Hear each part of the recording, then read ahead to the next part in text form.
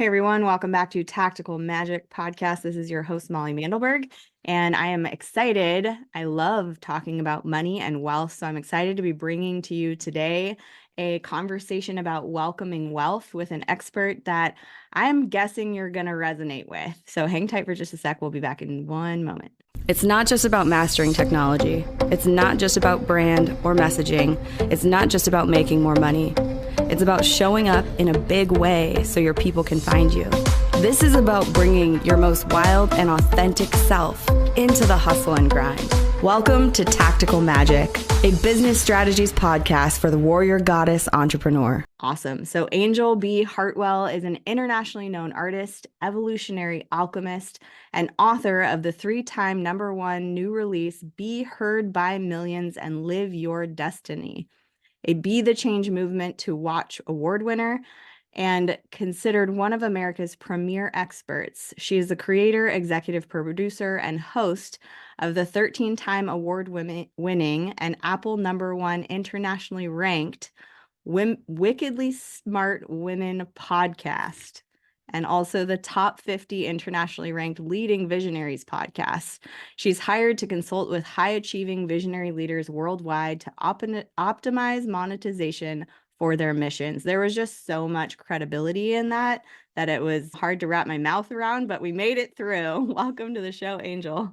Thank you so much for having me, Molly. It can be challenging sometimes to put all the things and not make the host be like having word salad come out, you know?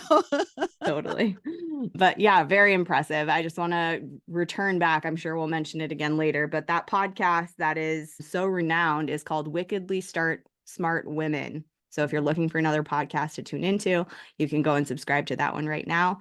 You've done so much. You are so far along in this journey. Oftentimes people who are listening to the show are maybe earlier on in their entrepreneurial adventure. So I usually like to start by just asking, like, how did you get into this work in the first place? Yeah. So I spent the first 20 years of my life, Molly, in the real estate business, the first 20 years of my career life in the real estate business. And in 2001, I had a spiritual awakening. And at that time, I was the national chairperson of my trade association. I was working with 2 partners on a project of 51 single family houses, 56 apartments, and an office building. And I had $100 million in real estate assets under my management. And then I had a spiritual awakening where I was seeing angels and talking to source. And, that was a little shocking in 2001. It was not nearly as prevalent now as it is now, certainly not in a little city in New Hampshire. So, from that spiritual awakening moment in 2001, I spent a number of years deconditioning myself from the masculinization of my life that was part of that generation of women, part of my generation of women. We were highly masculinized. And I also had an art gallery and healing art center for a couple of years. I found my artist, I found my healer, I found my presenter, I found my performer. I produced a award-winning crystal singing bowl CD. And ultimately, I ended up in the online space. In about 2008, I ended up in the online space. And since then, I have served people all over the world. I've been heard by millions of people, speaking and sharing my message that, if I can do it, you can too. And now I'm in the podcasting space. I've been in the podcasting space since 2018. So it's been an interesting journey. And part of the work is constantly surrendering to the next evolution of the journey. And, continually being in a state of awe and wonder about what's next. Yeah, totally. I love that. I just want to highlight that the state of awe and wonder about what's next is something that may not go away. that it doesn't matter how far along your journey, there's still this beautiful curiosity about what am I creating next? Where am I going next? How am I desiring to show up next? And I think that's one of the greatest inquiries we can be inside of when we're in a world and reality right now that is just so rapidly shifting. Mm-hmm. So yeah, I think that's a really beautiful piece of wisdom that just kind of slipped in there. It's one of my favorite prayers. Never let me lose my sense of awe and wonder. Yeah. I love that. One of the cards in my Oracle deck is inevitable awe and wonder. Oh, nice. Yeah, it's I good. like it. Yeah. So, one of the main things we wanted to sort of bring to the table on this episode today was ways that we ward off wealth and what to do to welcome it instead. And this is a message I think that's really dear to both of us because we know what's possible when we energetically align with money and wealth and prosperity and abundance. And that I think once you've had a hit of it being that energetic or like proved to be so energetic of a game that it's hard not to want to beat the drum and invite everybody else to that party. So I love the way that you do that. And I'd love to hear some of your insights on how people can both stop warding off the wealth and also welcome it in more. Well, I want to start, Molly, with the definition, my definition of wealth and a wealthy life. And I like to use the mnemonic device thief, THIEF, because we are often stealing from one or more of these places in our life. And so, wealth for me is the sum total of all of the resources that we have available to us: time, health, our imagination, which is the marriage of our intellect and our intuition, the ecosystem of exchange, which is where we actually exchange financially and in many other ways, and then fun with our friends and fellow travelers, friends, family, and fellow travelers on the journey. So that's my kind of baseline definition of wealth, is the sum total of all of those resources. It's not just about the money. And so let's just dive right into the 5 ways that we ward off wealth. So the first way that we ward off wealth is by worrying. And one of the things that happened for me in my spiritual journey was that I started to be able to see in ways that I hadn't been able to see before. And one of the things that I see when I see somebody who is worried is I actually see this dark, gray, musty, moist, nasty smelling like army blanket wrapped around whatever they're worried about. So if you're worried about money, that's what is wrapped around the money energetically. If you're worried about your health, that's what's wrapped around your health energetically. If you're worried about your kids, that's what's wrapped around your kids energetically. And so that's a nasty, nasty thing. And obviously, wealth is going to be warded off by that. So worry is the first one.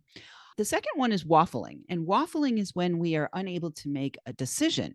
And that looks like, let's say you're at a live event and there's a speaker up on the stage and they're making a $10,000 offer to improve your entrepreneurial venture. And you take a break and you go to the ladies' room and you get in the ladies' room and your best friend texts you and says, "Oh my God, you know that amazing cruise in the Mediterranean that we've been talking about for years? It's on sale for $10,000. And now you have your entrepreneurship or the cruise ship, the entrepreneurship or the cruise ship, the entrepreneurship or the cruise ship, and both ships sail before you've made a decision." So waffling is just that inability to make a decision and just decide one way or the other, yes or no. Just be clear, stay off the fence, because waffling is going to ward off wealth. Third way that we ward off wealth is withdrawing. So again, let's use the example of, either this podcast or maybe like the event example that I just made, where you get all excited, you feel the energy, the infusion of energy that the speaker is intending to send to support you to expand and awaken and be welcoming of wealth. And you leave the interview or you leave the event and you start to pull back, you withdraw. So withdrawing is the third way that we ward off wealth. The fourth way is whining. Often this happens over wine with women. They sit around whining about things. And when you're sitting around whining over wine, the wine is going to lower your consciousness, and you're in collusion. All these other people who are listening to you whine are adding their energy to what you're whining about. So I want to be clear that there are appropriate places for you to bring to the table things that aren't working. That's what you hire a mentor or a coach or a consultant to do. That place where you go to vent, where you go to where the sacred space is being held for that to be alchemized. And when we're just sitting around whining over wine, all we're doing is actually just amplifying what's not working rather than focusing on what is and celebrating that. And then the fifth way that we ward off wealth is waiting on. And what this looks like, it has two different flavors. It could be waiting on the handsome prince to come and rescue you and carry you away on his horse so that you don't have to think about money, which is a lot of people say, oh, I don't want to think about the money, especially heart-centered, spiritually oriented people. That comes out of their mouth so often. I don't want to think about the money. Well, if you don't think about the money, somebody else is thinking about the money.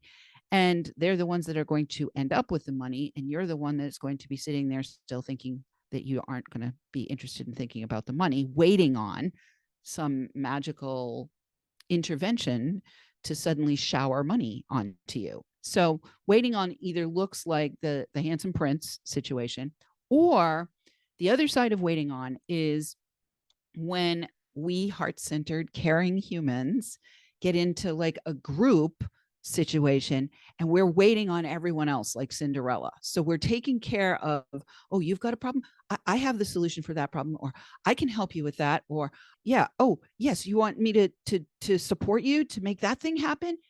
And we're leaving our own stuff in the back seat. Our own business is in the back seat. We're not thinking about our own business. Yes, there are times for collaboration. There are times to come together. There are times to support one another.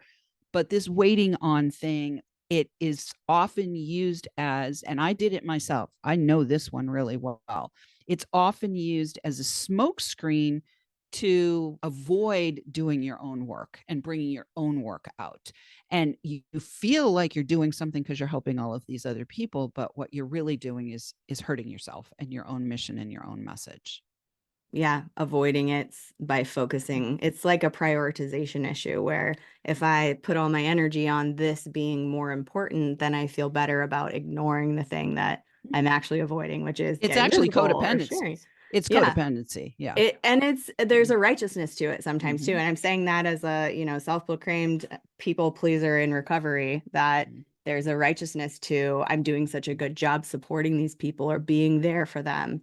And to focus on my own stuff feels almost selfish or not as righteous, because who are you to do that anyway, to poke some of those Mm-hmm. buttons that I hear so often with my own clients. I just want to point out, because I talk about in my money course that I also have one of, the relationship we have with money, and that money is an entity in and of itself and it wants to be related to. And I think you did a beautiful job of illustrating that. Like when we worry about money, we're putting a blanket around it, and money doesn't want to be covered in a blanket of worry. Like that's not a fun place for it to be.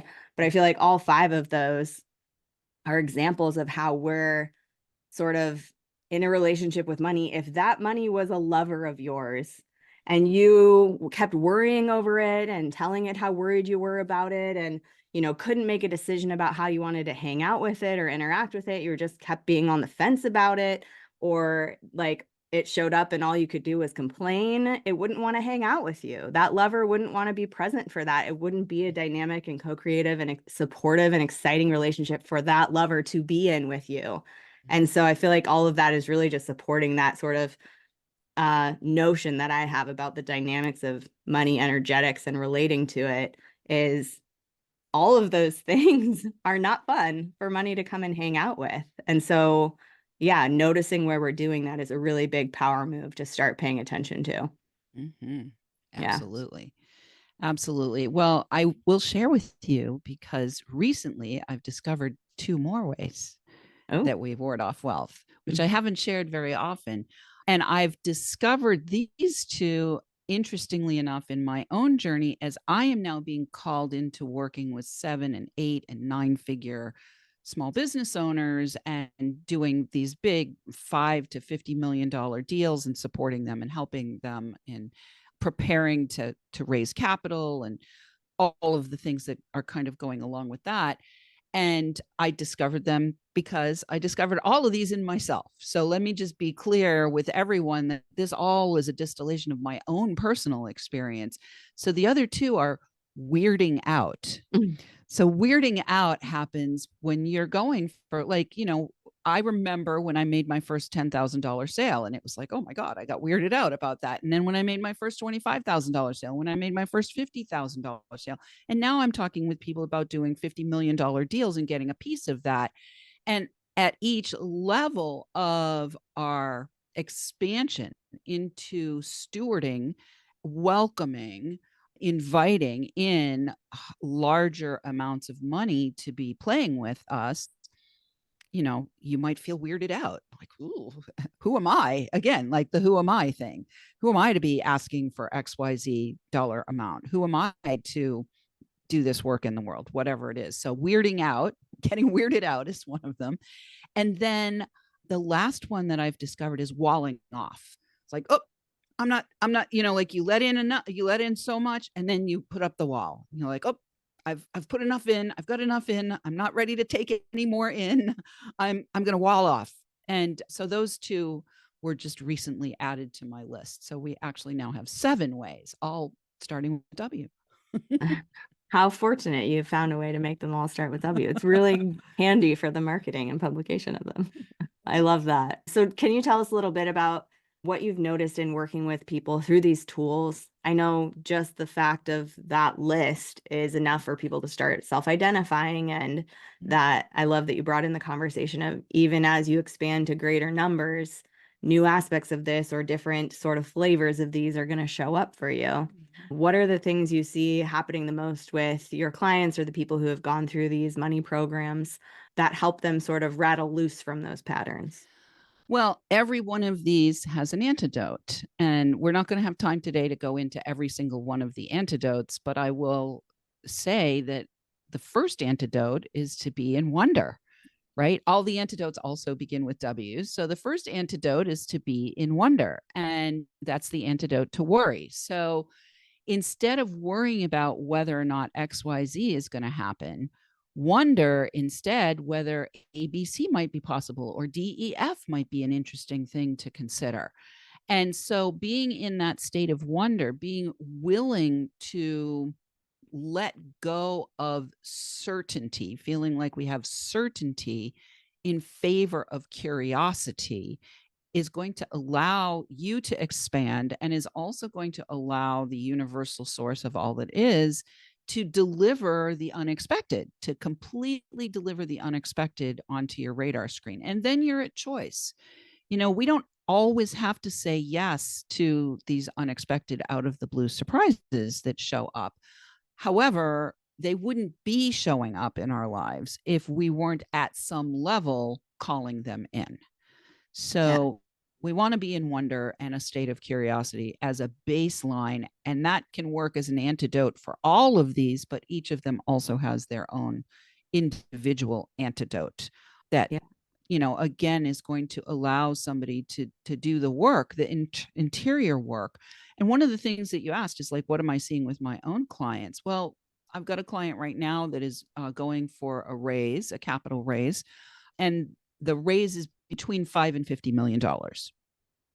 Like 50 is the really, greatest number at this present moment that she sees in her vision of how she wants to expand what she has going on. And she has a sticks and bricks or brick and mortar business operation in the wellness space. And one of the things that we do together when I'm working with her is I do bring a lot of practical strategies. I mean, I've spent 40 years entrepreneurially working with people in that space, both in the real estate space as well as many other industries. And a lot of the work is the internal work. It's just the deep internal work of uncovering and excavating where some of this stuff originated. So I will use as an example worry. We had a piece of work that we did just recently where it came to clarity during our work together that it was actually inherited. It was inherited from her mother line, and we went back, 3 generations to where it originated. And so sometimes this worry is not even ours. Often it's not ours. Often it belongs to previous generations and we've just inherited it. And so our work is really, as spiritually active, awakened, called individuals who are here to create conscious change on the planet, when we have resistance, when we come up against any one of these 7 ways that we ward off wealth, it's really to get curious and go deep inside to discern, is it even mine to Mhm. start with? Yeah, we pick up so much from the world around us, and we have carried so much from the generations before us, from the lifetimes before us. Yeah. Absolutely. I love that focus on the inquiry too. And I just want to say, from somebody who also has practiced and tried and failed and tried and succeeded with different tools and different ways of being, this is a muscle. If we're in the programming of worrying right now, it is a muscle we build to consciously choose to wonder in the worry. And noticing you're worrying is the first step. And then asking a question, I wonder how this could work out, or I wonder what else I could try here, or I wonder what else will show up to, shift this for me. And just that wondering starts to open the aperture of your horizon to all the different many ways that this could transform or change, or something else could show up and arise. And yeah, I just wanted to highlight that questioning, asking questions. I woke up one day a few months ago, and the intuitive hit that I was just like present to was like a visceral understanding that everything actually could work out. And it was like, sure, yeah, what if it works out? What if everything works out? But like I woke up just feeling like, oh my God, what if everything actually is just working out? Like Mm. all the different many things that I'm focusing on, all the different projects I've got in play, all the different like hopes and dreams that I've been spewing out into the universe. What if all of them are just working out right now? And I just kind of sat with that all day and started like writing about it and thinking about it and pondering into it. But it was like this really embodied hit of just that one wondering Mm-hmm. that was so inviting to me and started to invoke new ideas and stuff like that. And so it's a muscle that you build, and it's also a dexterity that you have as you're building that muscle. It starts to tune you into your intuitive hits more. An example of that I've had like 3 times in the last few days where I wasn't sure what I was doing next. I mean, not, I always know what I'm doing next as far as the to-do list of all the projects, but I didn't have a game plan for certain avenues of things, and would be walking the dog or driving the car to pick up something at Target or whatever, and just immediately have a hit of, this is an action. This is something you could do to show up. This is something you could choose to say yes to. And when you have those intuitive hits and you like feel them as a yes and you act on them, that's another muscle you're building. When you say, yes, I trust you, intuition, and I will show up for that action, that's another muscle you're building to stay in that possibility, that wonder, that forward momentum. So I just wanted to highlight those two things of asking the question in real time is not something that may be easy right at first. It's a practice that you build that I know you have and that I know I've put a lot of effort into too. Mm-hmm. Well, I would add to the wonder questions that you put out there. I wonder what this is really about.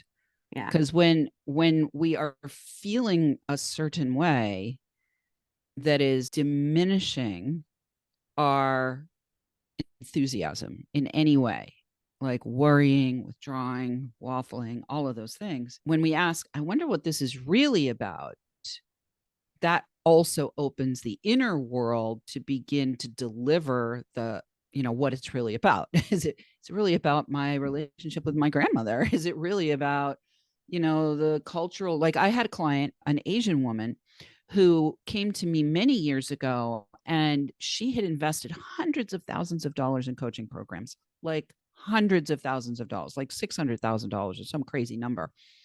And she just could not allow herself to be visible, could not allow herself to be visible. And we did a piece of work together. Come to find out, it was her cultural conditioning that she was not allowed to outshine other people in her culture. And when we dismantled that, literally within 6 weeks, she was on like CNBC or something in San Francisco and was able to take her business and start to actually make it profitable and flourishing in ways that she had never been able to do before, by buying this strategy or that tactic or that latest new shiny thing that's going to make you $1 million. It was really the internal game that we needed to look at, and literally within 6 weeks it changed everything. I think the other piece I want to follow on with you there on is that piece about getting the hits and getting the intuition. Part of my own journey that I am still doing my own work on is we've been culturally conditioned to have the answer. We went to school, you need to have the answer. You need to get the answer right. It's got to be, the what you're spitting back, whatever they told you that you were supposed to learn. And one of my greatest recent acts that I'm engaged in of surrender is I don't need to know. What if I wonder? What if I just don't need to know until it's time for me to know? And so my practice is I always know what I need to know when I need to know it. That's the Mhm. muscle I'm exercising, right? I always know what I need to know when I need to know it. And letting go of that, surrendering that hold. And when I'm talking about it now, what I feel in it is worry. What I do feel in that hold of like wanting to know, like, oh my God, what's going to happen if I don't know? That's worry energy. It's really, it just comes right back down to the first way we ward off wealth. So Yeah. yeah. I love that. Yeah. And I think that that surrender energy that you're talking about too is a kind of trust. It's like a trust in you, it's a trust in the universe. And I think that's what I'm noticing is the more that I trust without worrying, the more that I trust the not knowing, the more that the information I need in the moment will arise.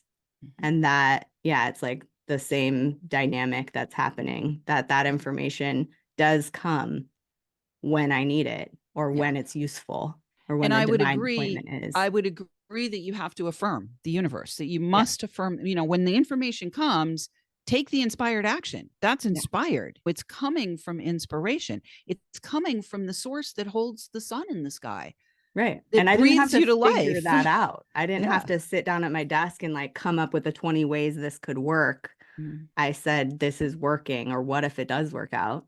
Mhm. And let me know. I'm here to serve consciousness. I'm here to serve my people. Universe, let me know if there's something I should be doing or I could be doing that I'm not yet. And then you get those intuitive hits and I trust them. And so I get to hear more of them and they almost have a resonance effect that is different than when I generate an idea and think I should do this, or I'm going to make myself wrong if I don't do this thing that I should be doing. So yeah, it's cool. It's magic. The more we dig into it, the more we start building that trust, the more we are affirming things with the universe and paying attention to the patterns and finding the antidotes, which I'm so glad you're going to give people more of those W antidotes. The more that magic shows up, the more that wealth can grow, the more that our lives become this curiosity of awe and wonder. I Yeah. do love So, on wonder. yeah, I want to make sure we have time to let people know what do you have for them? How can they get the rest of those W's? What's the best way for people to follow up with you and hear more and all of that? Beautiful. So we have a quiz for you. It's the Wealthy Life Readiness quiz. It's a real short, like 7 question quiz, and it will give you a score somewhere between low, mid, high of your wealthy life readiness. When you finish that, it will also give you an invitation to consider investing in my Welcoming Wealth mini course. And in the Welcoming Wealth mini course, which you just get that invitation directly after you finish doing the quiz, the Welcoming Wealth mini course will give you all the 5 ways that we ward off wealth and then the exercises to do for the 5 ways that we welcome wealth. So that's what we have for you. And I'm at thewealthylifementor.com or, of course, at Wickedly Smart Women podcast or Leading Visionaries podcast. So those are all the spaces and places where you can find out more about me. Fantastic. You've shared so much wisdom and magic on this episode already, Angel. But one of the last questions I always like to ask is, are there any last words of wisdom you want to leave people with today? Right. So I would say that one of the greatest requests that you can send out, or one of the greatest exercises that you can do, is to ask for help, from the general universe, obviously, but also from humans. Other people like Molly, people like myself, other guests that Molly has had on this show. We are here to help one another, and we can't help one another if we're not willing to ask for help. So one of the greatest prayers, in addition to never let me lose my sense of awe and wonder, is help. Just send me help, right? And being willing to ask for it and accept that help in a gracious way, and to remember Sometimes you ask for help and it's not helpful. And that doesn't mean that you stop asking for help. I have asked for help many times that was not helpful, but I learned that that help was not helpful. And it's important to not like stop asking for help just because you've had some experiences of help not being helpful. Right? Yeah, Yeah. absolutely. I love that. Very great advice. Thank you so much, Angel, for being on the show today. Thank you for having me. Yeah. Thank you, everyone out there, for listening. We'll have another episode out for you soon. Make sure you go follow Angel. Definitely subscribe to the Wickedly Smart Women podcast and go take that quiz.wealthylifementor.com to get more insight and info about all of that. And whatever happens, keep asking big questions and taking bold action because you are here for a reason. I'll see you next time.